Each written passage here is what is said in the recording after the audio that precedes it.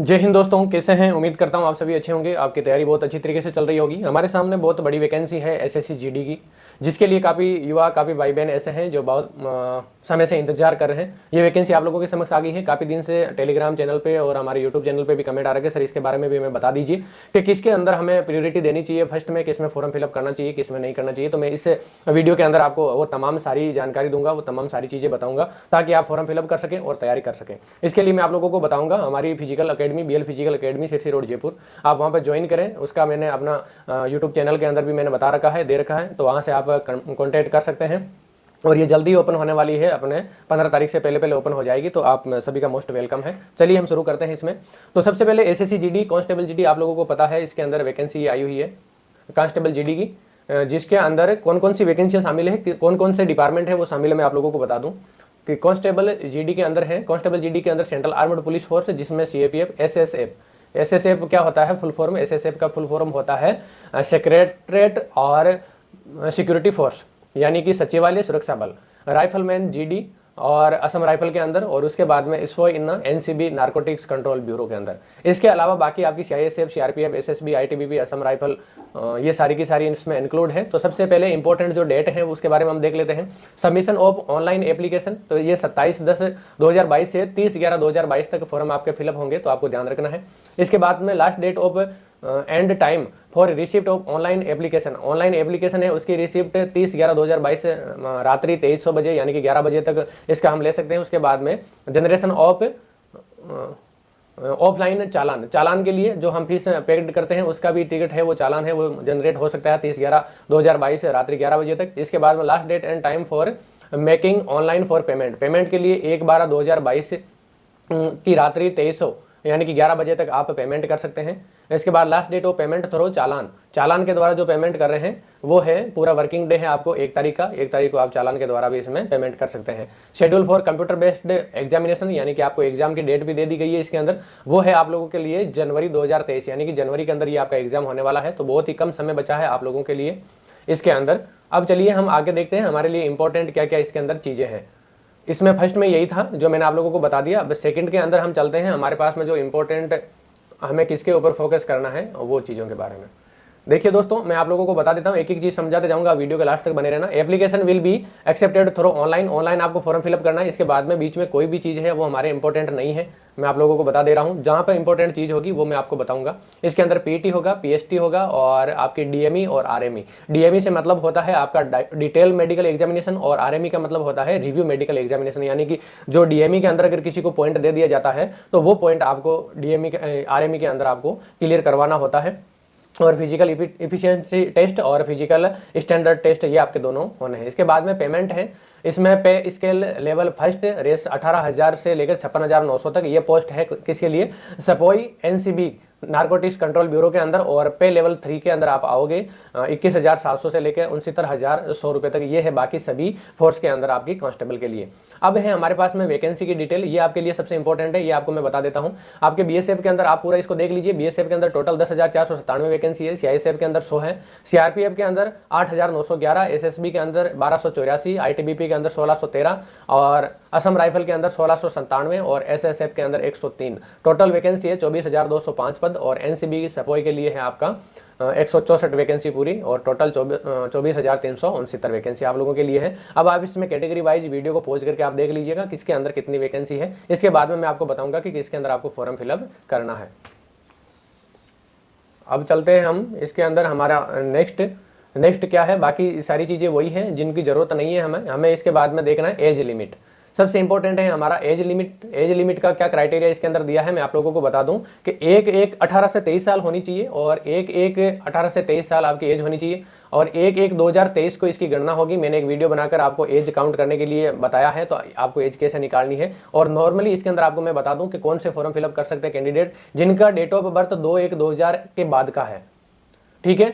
इसके पहले का अगर 1999 का अगर डेट ऑफ बर्थ किसी का अगर है तो वो नहीं भर पाएगा, ठीक है। 1999 वाला भर पाएगा, 2001 वाला नहीं भर पाएगा। एंड लेटर देन 1/1/2005 के बाद का नहीं होना चाहिए। आपको यही इसके अंदर दी हुई है, यानी कि 2000 से पहले का और 2005 के बाद का इसके अंदर आपका एज नहीं होनी चाहिए। 2001 से पहले का होना चाहिए और 2005 के बाद का नहीं होना चाहिए। ये आपका नॉर्मल है, नॉर्मल। और उसके बाद में आपकी 3 साल की छूट दी हुई है, वो किस किस के लिए है? ओबीसी के लिए, एक सर्विसमैन के लिए। तो इनकी अपर एज के अंदर इनको कंसेशन मिलेगा, और वो है candidate should not have been born earlier 2/1/1997 से पहले का उसका जन्म नहीं होना चाहिए। और जिनको 5 साल SC/ST को 5 साल जिनको छूट मिल रही है, मैं आपको बता दूं यहाँ पर, जिनको 5 साल की छूट मिल रही है, 5 साल की जिनको छूट मिल रही है, उनका 97 के बाद में 2 साल और ले लीजिए, 96 और 95, यानी कि उनको 1995 से SC/ST वाले 2/1/1995 से पहले का जन्म उनका नहीं होना चाहिए,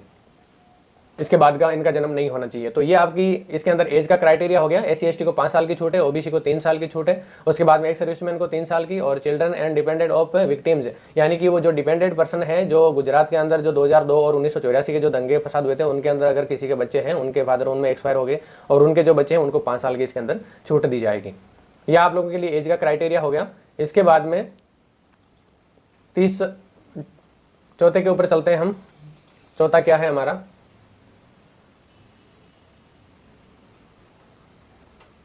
इसके अंदर ओबीसी विक्टिम्स वाले के अंदर ओबीसी वालों को 8 साल की है, और SC/ST वालों को 10 साल की इसके अंदर छूट है।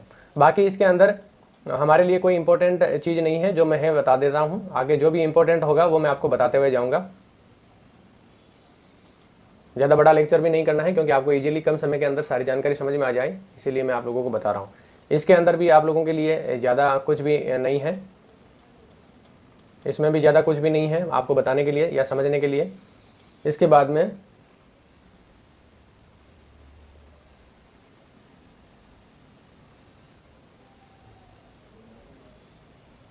इसमें भी आपके लिए नहीं है। इसके अंदर आपको समझने के लिए है, आपके इंपॉर्टेंट इसके अंदर चीज़ है। इसके अंदर एजुकेशन क्वालिफिकेशन आपका पूछा है, तो 1/1/2023 से पहले आपको 10th स्टैंडर्ड आपका पास होना चाहिए। क्या होना चाहिए? आपको 10th लेवल की वैकेंसी है तो आप 10वीं पास होने चाहिए। इसके अंदर 10th क्लास आपके पास होनी चाहिए, और 1/1/2023 से पहले पहले आपकी 10th पास होनी चाहिए। चाहे कोई भी बोर्ड हो, कोई भी रिकॉग्नाइज यूनिवर्सिटी हो, चाहे कोई भी आपका बोर्ड हो। इसके बाद में हमारे लिए इंपॉर्टेंट है incentive to NCC certificate holders, यानी कि जिनके पास में एनसीसी का सर्टिफिकेट है उनको इसके अंदर रिलैक्सेशन मिलेगा। उनको मेरिट के अंदर एनसीसी सर्टिफिकेट जिसके पास में भी है उसको 5%, जितने उसके मार्क हैं उसके 5% उसको मिलेंगे। एनसीसी बी वाले को 3% और एनसीसी ए वालों को 2% इसके अंदर आपके वेटेज मिलेगा नंबर के अंदर। और उसके बाद में आप लोगों के लिए है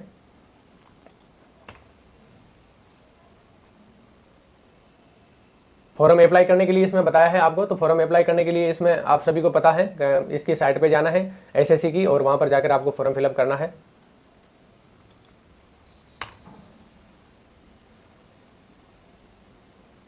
ऑनलाइन कब तक फॉर्म फिलअप कर सकते हैं ये मैंने आपको बता दिया। इसके बाद में ये रीजन है, रीजन वाइज आपको भर देना है फॉर्म। ये सारे रीजन है, रीजन की लिस्ट है ये भी सारे रीजन है, कौन कौन से रीजन एसएससी के अंदर इसमें फॉर्म फिलअप करना है। अब इसके बाद में हमारी सबसे इंपॉर्टेंट जो चीज़ है वो ये है, जो हमारा स्कीम है इसकी एग्जाम की। ये आप लोगों को मैं बता दूं, अब की बार आपके लिए ये चेंज हो गया। पहले 100 नंबर का क्वेश्चन पेपर होता था, अभी आपका इसमें कितने नंबर का पेपर कर दिया है? 80 नंबर का आपका पेपर कर दिया है। इसके अंदर आपका पहले पीईटी पीएसटी होगा, और उसके बाद में आपका डीएमई आरएमई हो जाएगा, और पहले आपका कंप्यूटर बेस्ड टेस्ट होगा। तो आपको ध्यान रखना है टेस्ट आपका किस पे होगा? कंप्यूटर पे होगा। अब इसके अंदर आपका पार्ट ए है, जिसके अंदर आपके क्या आएगी? जनरल इंटेलिजेंस एंड रीजनिंग, यानी कि रीजनिंग और मेंटल एबिलिटी आपकी इसके अंदर आएगी, जो 20 क्वेश्चन होंगे और आपके 40 नंबर के होंगे। ठीक है, उसके बाद में एक क्वेश्चन है वो 2 नंबर का होगा। पार्ट बी के अंदर आपके general knowledge and general awareness आएगी, जिसके अंदर 20 क्वेश्चन और 40 नंबर के। उसके बाद में पार्ट सी के अंदर एलिमेंट्री मैथमेटिक्स, यानी कि आपकी गणितीय संक्रिया आएगी, जिसके अंदर 20 क्वेश्चन और 40 नंबर के। और उसके बाद में पार्ट डी के अंदर इंग्लिश और हिंदी के मिक्स क्वेश्चन आएंगे 20, और वो 40 नंबर के होंगे। टोटल समय होगा आपके पास में कितना? 60 मिनट, यानी कि 1 घंटे का आपका ये पेपर होगा। ये आप लोगों के लिए मैंने बता दिया जो इंपॉर्टेंट चीज़ थी। इसके बाद में आप लोगों के लिए और कौन सी इसमें इंपॉर्टेंट है वो मैं बता देता हूँ। लास्ट में बताऊंगा मैं आपको फॉर्म प्रियोरिटी किस में देना है किस में नहीं देना है। ये आपका देख लो, पूरा डिटेल सिलेबस है। मैं अपने Telegram channel BL education and motivation पे डाल दूंगा ये पूरा पीडीएफ, जहां से आप देख सकते हैं कि जनरल इंटेलिजेंस के अंदर कौन कौन से सब्जेक्ट कवर करेंगे, उसके बाद में जनरल नॉलेज के अंदर कौन कौन से हैं, और उसके बाद में एलिमेंट्री मैथमेटिक्स में कौन कौन से हैं, और इंग्लिश हिंदी के अंदर कौन कौन से हैं। फिर उसके बाद में फिजिकल आपका पीईटी पीएसटी होगा, और पीईटी पीएसटी के अंदर आपका क्या स्टैंडर्ड होगा वो मैं आपको बता दे रहा हूँ। यहाँ पर ये आपको मैं बता देता हूँ। ये देख लीजिए आप। उसके बाद पेपर के बाद में आपका पीटी पीएसटी, जिसके अंदर लड़कों के लिए जो दौड़ है वो कितनी होगी, 5 किलोमीटर की दौड़ होगी, और वो कितने मिनट में होगी, 24 मिनट के अंदर। 5 किलोमीटर की दौड़ है 24 मिनट में लड़कों के लिए, और गर्ल्स के लिए है आपकी दौड़ 1.6 किलोमीटर की दौड़ है 8.5 मिनट के अंदर। For candidate other than those belonging to Ladakh region, यानी कि लद्दाख रीजन को छोड़कर बाकी सभी के लिए, लड़कों के लिए 5 किलोमीटर की दौड़ 24 मिनट में, और लड़कियों के लिए 1.6 किलोमीटर की दौड़ 8.5 मिनट में। और जो लद्दाख रीजन से आते हैं उनके लड़कों के लिए 1.6 किलोमीटर की दौड़ कितने में, 6 मिनट में, 6.5 मिनट में, और 800 मीटर की दौड़ है वो कितने, 4 मिनट में। ये लद्दाख रीजन से जो बिलोंग करते हैं उनके लिए है। ठीक है, इसके बाद में आप लोगों के लिए यहाँ पर क्या है, a women candidate who as a result of test is found to be pregnant of 12 week standing और over shall be declared temporary unfit and appointment be held be absence until confinement is over. ये यही बोल रहा है जो Rajasthan police में हमारे लिए था कि आपकी वैकेंसी तब खाली रखेगी जब आप स्टैंडर्ड को पास करोगे, नहीं तो आपकी 12 वीक से ज़्यादा अगर कोई भी प्रेगनेंसी है तो आप मेडिकल के अंदर अनफिट कर दिए जाएंगे। फिजिकल इफिशियंसी टेस्ट है, इसके अंदर आपका देख लो, हाइट है, स्टैंडर्ड टेस्ट के अंदर क्या है, हाइट 170 सेंटीमीटर होनी चाहिए लड़कों के लिए, और उसके बाद में फीमेल के लिए 157 सेंटीमीटर। ये है आप लोगों के लिए इसके अंदर हाइट का मेजरमेंट। उसके बाद में रिलेसेशन कितना है, देखो राजस्थान पुलिस के अंदर कोई भी रिलेसेशन नहीं दिया था, लेकिन इसमें आपको रिलेसेशन मिल रहा है। All candidate belong to schedule ST, यानी कि जो एसटी कैटेगरी है, एसटी कैटेगरी के अंदर जो लड़के हैं उनको 162.5 सेंटीमीटर चाहिए, और लड़कियों के लिए 150 सेंटीमीटर चाहिए। और all ST candidate north eastern, जो नॉर्थ ईस्ट के हैं उनके लिए 157 सेंटीमीटर लड़कों के लिए और 147.5 सेंटीमीटर लड़कियों के लिए। All schedule tribe candidate who left wing extremist affected district, यानी कि जो इनके जो विभिन्न दंगा फसाद और एक्सट्रीमिस्ट के जो प्रभावशाली जो इलाके हैं वहाँ पर 160 सेंटीमीटर लड़कों के लिए और 147.5 सेंटीमीटर लड़कियों के लिए है। उसके बाद में candidate failing two categories of Gorkha, Kumaoni, Dogra, Maratha, और ये कैंडिडेट है इनकी 165 सेंटीमीटर लड़कों की और 155 सेंटीमीटर लड़कियों की। और उसके बाद में नॉर्थ ईस्ट स्टेट के अरुणाचल प्रदेश, मणिपुर, मेघालय, मिजोरम, नागालैंड, सिक्किम के लिए 162.5 सेंटीमीटर लड़कों के लिए और 152.5 सेंटीमीटर लड़कियों के लिए। ये स्टैंडर्ड आपका फिजिकल का है। उसके बाद में और क्या इंपॉर्टेंट है, चेस्ट के लिए है मेजरमेंट, यहाँ पर दिया है आपके लिए। चेस्ट का जो मेजरमेंट है वो अनएक्सपेंडेड, यानी कि 80 सेंटीमीटर आपका मिनिमम होना चाहिए और 5 सेंटीमीटर का आपका फुलाव होना चाहिए। और ये बाकी जो कैटेगरी है एसटी के लिए 76 सेंटीमीटर और 5 सेंटीमीटर का फुलाव सभी के लिए जरूरी है। लेकिन बाकी आप लोग ये देख लीजिए, जो ऊपर कैटेगरी दी थी उसके अंदर 76 है एसटी के लिए, बाकी सबके 78 और नॉर्थ ईस्ट के लिए 77। गोरखा, गढ़वाली, ये कुमाऊनी के लिए 78 और बाकी नॉर्थ ईस्ट के लिए 77 सेंटीमीटर होनी चाहिए, एसटी के लिए 76। ये इसके अंदर छूट आपको दी हुई है। वेट है, जो वेट आपको मैंने बताया था एक बहुत ही अच्छा फॉर्मूला, वहां से आप देख सकते हैं कि वेट कैसे निकाला जाता है। जितनी आपकी सेंटीमीटर है उसका जो पहला पार्ट है, जैसे आपका सेंटीमीटर है आपका वेट, जैसे 160 सेंटीमीटर आपकी हाइट है, तो इसमें से आप ये 100 वाला जो है इसको आप हटा दीजिए, बाकी जो 60 बचा ये आपका वेट इतना होना चाहिए फिजिकल के अंदर जब आपका वेट टेस्ट होगा उस समय। इसके बाद में 16 नंबर पे क्या है, 16 पेज में बाकी वही है, ज़्यादा इसके अंदर मेडिकल है। मेडिकल के अंदर आप लोगों को पता है सारे फिट होने चाहिए आप, विजन 6/6 और नोकनी नहीं होना चाहिए, फ्लैट फुट नहीं होना चाहिए, ये सारी चीज़ें हैं आपको ध्यान रखना है, ये आपके मेडिकल में होने वाली है। क्योंकि सभी आप फॉर्म फिलअप करते आए हुए तो आपको ये सारी चीज़ें पता है, तो इसलिए मैं इनके अंदर ज़्यादा नहीं घुस के आप लोगों को जो ज़रूरी चीज़ है वही मैं आप लोगों को बताने जा रहा हूँ। इसके अंदर भी आपको कोई ज़्यादा वो नहीं है जो आपको इम्पोर्टेंट यहाँ पर देखना है।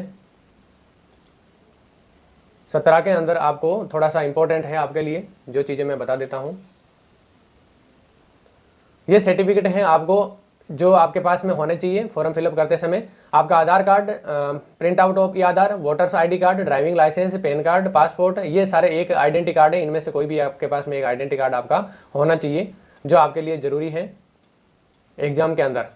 इसका फिजिकल के अंदर या एग्जाम सेंटर के अंदर भी आपको ये चीज़ें लेके जानी है। मोड ऑफ सिलेक्शन है, इसके अंदर आपको ये मैं बता देता हूँ, फिजिकल पीटी पीएसटी आपको पास करना है, डीएमई आरएमई आपको पास करना है, और बाकी जनरल के लिए जो एनसीसी को इंक्लूड करने के बाद में 30% नंबर है वो जनरल को लाने अनिवार्य है, कंपलसरी है मिनिमम। ओबीसी और ईडब्ल्यूएस के लिए 25% और अदर कैटेगरी के लिए 20%, यानी कि आपका 80 का पेपर है तो 80 का 30%, 25% और 20% ये आपको कैटेगरी वाइज लाने हैं। एनसीसी के 5% एससी सर्टिफिकेट के, और बी के 3% और ए के 2% ये आपको दिया हुआ है, ये आपको लेकर आना है। इसके बाद में आपके लिए ये है सबसे इंपॉर्टेंट, जिसके लिए मैं आपको ये वीडियो बना रहा हूँ। इसके लिए मैं आपको ये वीडियो बना रहा हूँ। एनसीसी के लिए कितना है 2%, ये मैंने आपको बता दिया। इसके बाद में आपका ये कंप्यूटर बेस्ड टेस्ट होगा, मैंने पहले ही बता दिया है। इसके बाद में और आपके लिए क्या ज़रूरी है, ये है ज़रूरी, सबसे इंपॉर्टेंट ज़रूरी ये है जिसके लिए मैं ये वीडियो बना रहा हूँ। आप लोगों के लिए कौन कौन सी फोर्स है ये देख लीजिए। आप लोगों के लिए पहला है बीएसएफ, जिसकी कैटेगरी है ए, ठीक है। उसके बाद में सीआईएसएफ, जिसको बी दिया है, नोटिफाई किया है बी। और उसके बाद में प्रेफरेंस के अंदर ये ए बी सी इनके कोड दिए हुए हैं, तो इसके कारण से आपको अगर सी कोड भरोगे तो सीआरपीएफ होगा, डी कोड भरोगे तो एसएसबी, ई कोड भरोगे तो आईटीबीपी, और एफ कोड भरोगे तो असम राइफल, और एच भरोगे तो एसएसएफ, और जी भरोगे तो एनसीबी। अब आपको मैं बता देता हूं सबसे पहले कि बीएसएफ क्या होती है, बॉर्डर सिक्योरिटी फोर्स। क्या होती है, बॉर्डर सिक्योरिटी फोर्स। और उसके बाद में सीआईएसएफ होती है केंद्रीय औद्योगिक सुरक्षा बल, central industrial security force. CRPF होती है केंद्रीय रिजर्व पुलिस फोर्स, और एसएसबी होती है सशस्त्र सीमा बल, और आईटीबीपी होती है Indian Tibet border police. Assam rifle होती है, असम राइफल ही होती है एआर जिसको शॉर्ट में बोलते हैं। एसएसएफ होती है आपकी सेक्रेटरीट सिक्योरिटी फोर्स है, यानी कि सचिवालय सुरक्षा बल। और एनसीबी होती है आपकी नारकोटिक्स कंट्रोल ब्यूरो। ये सारी की सारी सेंट्रल पुलिस के अंदर आती है। इसके साथ ही आपकी दिल्ली पुलिस भी केंद्रीय पुलिस बल के अंदर आती है। ये सारे सीपीओ के ऑर्गेनाइजेशन है, केंद्रीय पुलिस ऑर्गेनाइजेशन, केंद्रीय पुलिस संगठन। और इसको बाद में सीएपीएफ भी बोला जाता है। क्या बोलते हैं, CAPF, central armed police force, केंद्रीय सशस्त्र पुलिस बल, जिसके अंदर ये आते हैं। अब आपको देखो मैं बता देता हूँ सबका काम क्या है। बीएसएफ का काम है आपका बांग्लादेश और पाकिस्तान बॉर्डर की सुरक्षा करना। इसके बाद में कमांड जो काम है वो मैं आपको बताऊंगा। उसके बाद में सीआईएसएफ का है भारत सरकार के जितने भी औद्योगिक संस्थान हैं, और उसके बाद में विभिन्न हिस्टोरिकल पैलेस, ऐतिहासिक स्थान है, इनकी सभी की सुरक्षा करना। एयरपोर्ट वगैरह, मेट्रो वगैरह, इनकी सुरक्षा करना, ये सीआईएसएफ का काम है। उसके बाद में सीआरपीएफ है, ये विभिन्न दंगा फसाद और विभिन्न लॉ एंड ऑर्डर कंट्रोल करने के लिए काम में आती है। उसके बाद में एसएसबी है, इसके लिए भारत नेपाल और भारत भूटान बॉर्डर है, जिसकी सुरक्षा का जिम्मा है। आईटीबीपी है, जिसका इंडियन तिब्बत बॉर्डर जो है उसकी सुरक्षा का इसका जिम्मा है। असम राइफल है, ये बर्मा म्यांमार वाला जो बॉर्डर है और नॉर्थ ईस्ट के जो इलाके वहां पर शांति स्थापित करने के लिए ये काम करती है। एसएसएफ है, ये सचिवालय की सुरक्षा और विशिष्ट जो व्यक्ति हैं जो बाहर से विभिन्न सचिवालय के बिलोंग करते हैं उनको सुरक्षा और उन संस्थानों को सुरक्षा प्रोवाइड करवाने के लिए काम करती है। और एनसीबी नारकोटिक्स कंट्रोल ब्यूरो, यानी कि इसको कंट्रोल करने के लिए ये काम करती है। अब आपको देखना है कि मैं किसके लिए फिट हूँ, किसके लिए नहीं फिट हूँ मुझे। और इनका कमांड एक है लॉ एंड ऑर्डर ड्यूटी का और इंटरनल सिक्योरिटी का। सारी की सारी एजेंसियां काम करती है, सभी को लगाया जा सकता है, सभी को लगाया जाता है। ये सारी होगी, मैं आपको बता दिया। अब इसके अंदर अगर आप देखो बॉर्डर पर अगर जाना चाहते हैं तो आप बीएसएफ, एसएसबी और आईटीबीपी, असम राइफल, इनमें से आप फॉर्म फिलअप कर सकते हैं। अगर आप एयरपोर्ट वगैरह इनकी अगर ड्यूटी करना चाहते हैं, विभिन्न औद्योगिक संस्थान की या विभिन्न हिस्टोरिकल पैलेस वगैरह, तो आप सीआईएसएफ, मेट्रो, एयरपोर्ट, इनके लिए सीआईएसएफ भरिए। उसके बाद में असम राइफल, अगर नॉर्थ ईस्ट का व्यक्ति है कोई तो वो उधर की असम राइफल भर सकते हैं। एसएसएफ है, ये ज़्यादातर दिल्ली वगैरह या बाकी कहीं पे भी सचिवालय हैं उनके अंदर इसको सुरक्षा के लिए भेजा जाता है। और एनसीबी है, ये नारकोटिक्स कंट्रोल के लिए विभिन्न स्थानों पर डिप्लॉय है। तो अब मैं आप लोगों को बताऊं कि जो लड़कियां हैं, गर्ल्स हैं, उनके लिए मैं सबसे बेस्ट बताता हूं कि उनको किसके अंदर फॉर्म फिलअप करने की प्रीफेयर देना चाहिए। उनको सबसे ज़्यादा देना चाहिए सीआईएसएफ, और उसके बाद में आपकी एसएसबी, और फिर उसके बाद में एसएसएफ और एनसीबी। ये चार हैं, ये गर्ल्स के लिए बहुत बेटर है। इसके बाद में बेटर सारी हैं। और जो बॉयज़ हैं वो आप BSF, CISF, CRPF, SSB, ITBP, Assam rifle, कोई में भी भर सकते हैं। लड़कियों के लिए मैंने इसलिए बताया क्योंकि थोड़ा सा इजी रहता है, और इजी रहने के लिए आप ये वाले फॉर्म फिलअप करेंगे तो आपके लिए बेटर रहेगा। अब इसके अंदर आपको और कोई इंपॉर्टेंट मुझे चीज़ लगा नहीं था जो आपको बताना है। बाकी वही चीज़ें हैं सारी। कंप्यूटर बेस्ड एग्जाम होगा, और ये सारी चीज़ें हैं जो यूनिफॉर्म की सारी वैकेंसियां हैं, और इसके अंदर आपको पूरा मानदेय मिलेगा। और मैं उम्मीद करता हूं कि आपको ये समझ में आ गया होगा, और इसमें और कुछ आपको बताने की ज़रूरत नहीं है। और दूसरा मैं सबसे इम्पोर्टेंट आपको बता दूं, अपनी physical academy BL physical academy Jaipur आप ज्वाइन कीजिए। इसका अपना टेलीग्राम चैनल है, टेलीग्राम चैनल भी आप ज्वाइन कर लीजिए। वहाँ पर मैंने ये सारी इन्फॉर्मेशन डाल रखी है, वहाँ से आप कांटेक्ट कर सकते हैं और इनरोलमेंट अपना करवा सकते हैं। उम्मीद करता हूँ आपको समझ में आ गया हो कि आपको प्रिपेयर कैसे करना है, और आपका एग्जाम का पैटर्न क्या है वो भी समझ में आ गया, और आपका पेपर कैसे होने वाला है, एडिशनल नंबर किसके मिलने वाले हैं, सारी चीज़ें आपको जानकारी मिल गई होगी। जय हिंद, जय भारत।